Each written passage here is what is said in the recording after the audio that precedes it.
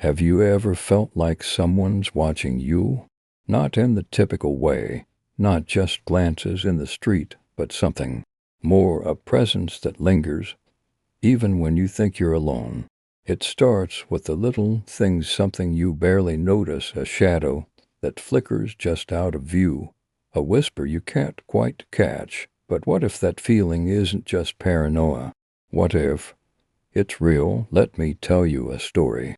A story that started in a small town, much like any other. The kind of place where everyone knows everyone, where the nights are silent and the streets are empty after dusk, except for one house. One house where the lights always stayed on. It was an old house, standing at the end of a dead-end road, surrounded by a thicket of overgrown trees. The kind of house kids dared each other to approach, but never actually did. The owner was an old woman, someone who had lived there for as long as anyone could remember. No one knew her name, and no one ever saw her leave. But there were rumors. They said she had once been beautiful, with long, dark hair and eyes that could pierce your soul. But something happened, something that twisted her mind. Some say it was a broken heart. Others claim she dabbled in dark arts. But no one really knows. One night, a group of teenagers decided to break in. They were drunk, laughing, daring each other to see what lay inside. The door was unlocked. They stepped in, their laughter dying as the heavy silence of the house pressed in around them. They split up, as kids do in these stories. Two of them, Sarah and Tom, went upstairs. The others stayed on the ground floor, their nerves already fraying.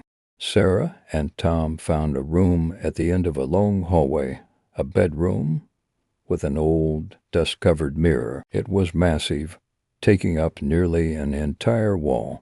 But what caught their attention was the writing on the glass. "Do you see what I see?" They laughed nervously, thinking it was just some prank. But then Tom noticed something.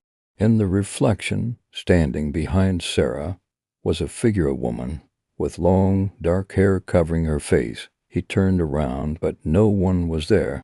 He looked back at the mirror, and the woman was gone.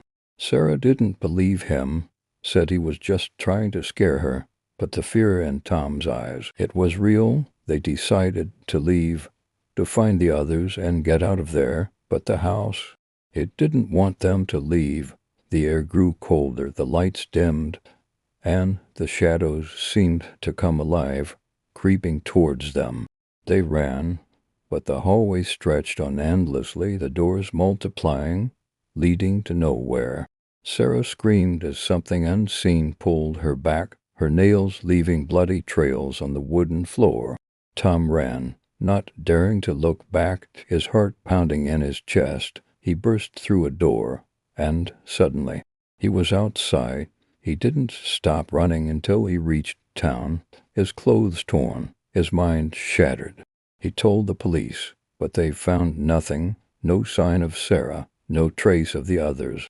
Just an empty house with a dusty mirror. Tom never recovered. He was found a week later, hanging from a tree outside the old house, his face twisted in terror, and on the ground beneath him, carved into the dirt, were the words, "You see what I see."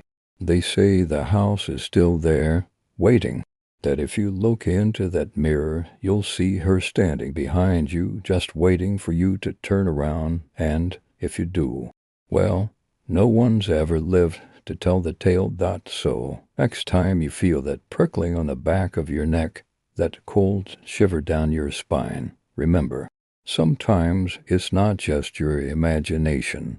Sometimes something is watching you, waiting for you to turn around.